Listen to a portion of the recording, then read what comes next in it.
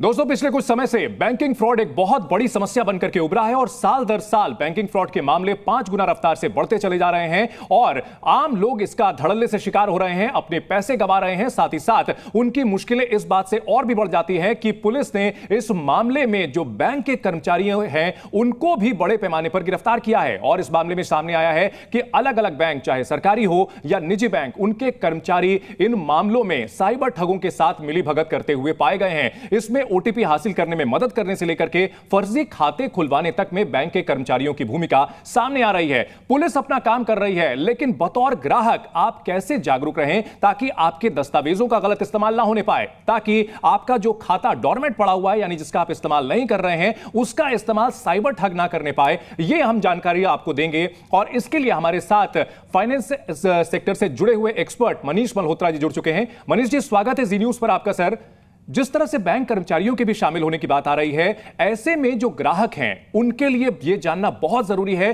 क्या करें क्या ना करें। सर, सबसे पहले यह बताएं कि अपने खातों का दुरुपयोग होने से बचाने के लिए क्या करना चाहिए। अभी तक तो सबसे ज्यादा सेफ अगर हम किसे मानते थे तो वो बैंक को मानते थे, बैंक पे भरोसा करते थे। अपनी जो पूंजी है, चाहे वो लॉकर में रखते हैं बैंक के, चाहे वो बैंक अकाउंट में रखते हैं, बैंक खातों में रखते हैं, अगर वो सुरक्षित नहीं है, पुलिस वहां पे एक्शन ले रही है, सीबीआई वहां तक पहुंच रही है, तो ये चिंता की बात है और इस पे सोचना पड़ेगा। एक नॉर्मल खाता धारक जो एक आम आदमी है, जो उसे क्या सोचना है, उसे सोचना है कि उसके जो डॉक्यूमेंट्स है, पैन कार्ड की मैं बात करूं या बाकी डॉक्यूमेंट्स की, उसका दुरुपयोग ना हो। कोई भी राशि फ्रॉड की जो है बिना लिंक पे किसी क्लिक किए नहीं निकल सकती, बिना ओटीपी के नहीं निकल सकती। अगर बैंक भी शामिल है फ्रॉड में, तब भी आपको यह ध्यान रखना है कि ओटीपी आप ना दें किसी को। चाहे बैंक आपसे कितनी भी रिक्वेस्ट करे, फोन पे जाना है, पर्सनली जाना है, कोई चीज करानी है, वो बैंक में जाके आप कराइए। दूसरा, मैं एक बात ध्यान दिलाना चाहता हूं। जब हम पैन कार्ड लेते हैं, इनकम टैक्स डिपार्टमेंट कहता है कि पैन कार्ड को आप कहीं पर दिखाइए, पैन कार्ड दिखाने की जरूरत नहीं है, नंबर को डिस्क्लोज ना करिए। ऐसे ही आधार नंबर के लिए कहा जाता है। लेकिन दूसरी तरफ जब हम जीएसटी नंबर लेते हैं, जीएसटी विभाग कहता है कि अपना जो जीएसटी नंबर है वो अपने नेम प्लेट के आगे लगाइए, ऑफिस के आगे लगाइए। एक तरफ हम पैन को छुपा रहे हैं, एक तरफ दिखा रहे हैं। तो ये जो इरेगुलरिटीज जो है, इसे भी दूर करने की जरूरत है। विभागीय इरेगुलरिटीज को भी दूर करने की जरूरत है। आम आदमी को पता होना चाहिए कि क्या मुझे दिखाना है, क्या नहीं दिखाना।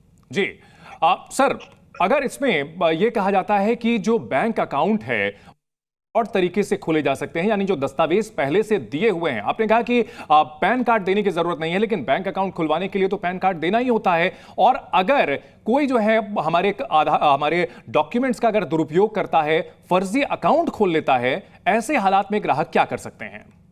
इसके लिए आरबीआई सख्त है। आरबीआई ने कह रखा है कि जो जिम्मेदारी है, अगर आप डॉक्यूमेंट बैंक को दे रहे हैं, आप मार्क करके दे रहे हैं।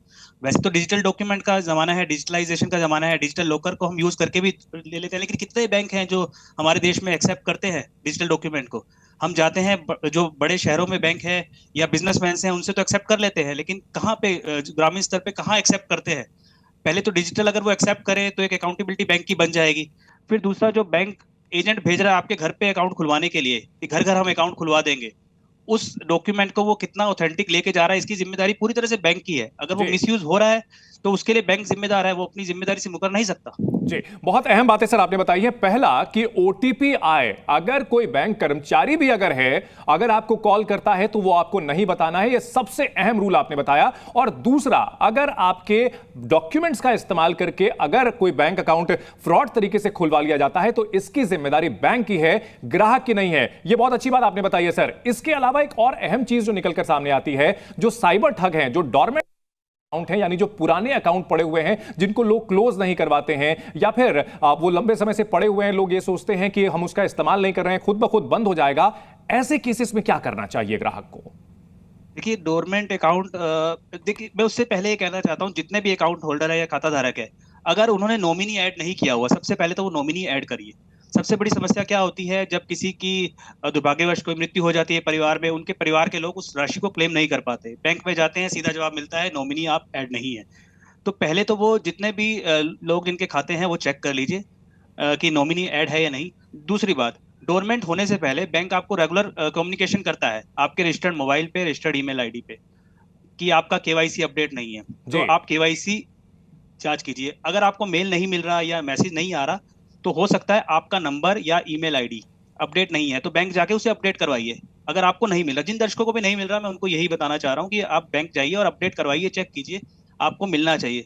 डोरमेंट नहीं हो सकता अकाउंट, अगर आप ऑपरेशन उसमें कर रहे हैं 2 साल के बाद जनरली वो डोरमेंट कर देता है, और उसके बाद खुलवाने की प्रक्रिया है। ऐसा नहीं है कि बैंक की मनी हो जाएगी वो, तो उसके लिए इन्वेस्टर्स फंड में वो पैसा जाता है, कुछ टाइम तक होल्ड रहता है, उसका जो भी लीगल हेयर है उसे क्लेम भी कर सकता है, उसमें कोई समस्या नहीं। अगर किसी ग्राहक के अकाउंट का इस्तेमाल इस तरह की ठगी के लिए कर लिया जाए, या फिर कोई ग्राहक बैंक कर्मचारियों की मिलीभगत की वजह से इस ठगी का शिकार हो जाता है, तो उसको क्या करना चाहिए मनीष जी?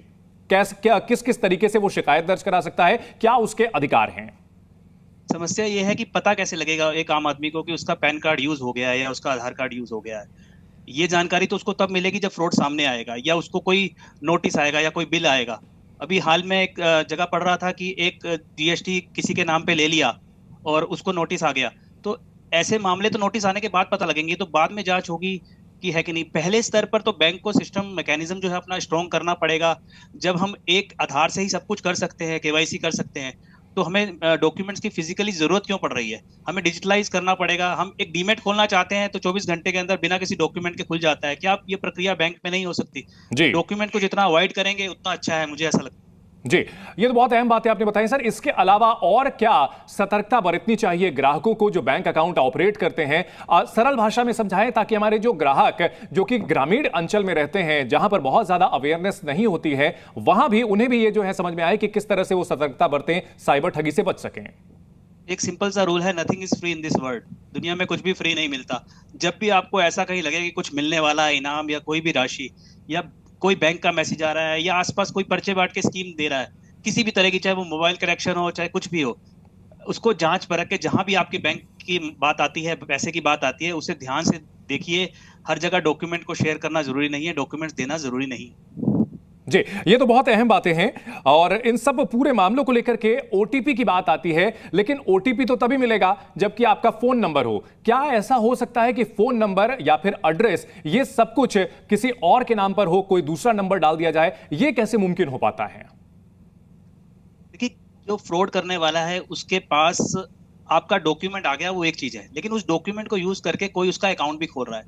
जब हम कहते हैं कि केवाईसी हो रहे हैं, फिंगरप्रिंट से आपका अकाउंट खुल रहा है, तो कैसे वो पॉसिबल है ये मानना मुश्किल है जब तक बैंक की इन्वॉल्वमेंट ना हो या कर्मचारी की इन्वॉल्वमेंट ना हो। बैंक की इन्वॉल्वमेंट कहना गलत होगा।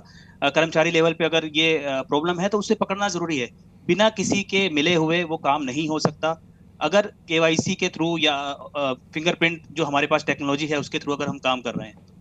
बिल्कुल, बहुत ही एहतियात बरतने को लेकर के आपने बहुत अहम जानकारियां दी हैं, और जी न्यूज के दर्शक निश्चित तौर पर इन जानकारियों से फायदा उठा सकते हैं। अगर इसको हम समराइज करने की कोशिश करें, सबसे पहले ओटीपी जो आता है वो बिल्कुल शेयर नहीं करना है। दूसरी बात, हम एक बार फिर से बताना चाहेंगे, जो बातें सर ने बताई हैं कि आपको जो डॉक्यूमेंट्स होते हैं वो आप जब बैंक को सबमिट करते हैं तो जिम्मेदारी बैंक की बनती है। अगर उससे कोई गड़बड़ी होती है तो उसका जिम्मेदार बैंक होता है। तीसरी बात यह होती है कि हर जगह आपको डॉक्यूमेंट सबमिट नहीं करना होता है, डिजिटली भी हो सकते हैं। ये सब सारी चीजें आप जाकर के वहां पर कर सकते हैं। क्या इसके अलावा कोई और सतर्कता आप बताना चाहेंगे सर, कि जिससे आप जो है साइबर फ्रॉड से बच सकें? पुलिस के पास जाने में क्या हिचकिचाना चाहिए या नहीं चाहिए? क्या कुछ तरीके होते हैं, किन नंबर्स पे कांटेक्ट कर सकते हैं? कोई हेल्पलाइन नंबर वगैरह होते हैं?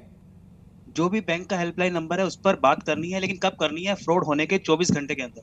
कोई ना कोई ऐसा मैकेनिज्म आप चुनिए, बैंक को मेल करिए। ओरल जाके बात कुछ नहीं बनेगी जब तक आपके पास रिटर्न नहीं है। 24 घंटे के अंदर अगर आप बैंक को बता देते हैं, आपके पास लिखित में है कि आपने बैंक को एप्लीकेशन दे दी है, तो बैंक जरूर कार्रवाई करेगा। उसकी जिम्मेदारी है कि आपके पैसे को वापस दिलवाना, अगर वो गलत गया है तो। बहुत शुक्रिया मनीष जी हमारे साथ जुड़ने के लिए और जी न्यूज के दर्शकों को ये बेशकीमती जानकारियां देने के लिए। तो ग्राहक अगर जागरूक रहेगा तो किसी भी तरह की इस तरह के फ्रॉड से वो बच सकता है, और साथ ही अगर कोई फ्रॉड का शिकार भी हो जाता है तो वो अपने अधिकारों का इस्तेमाल कर सकता है। आप देखते रहिए जी न्यूज। जी न्यूज।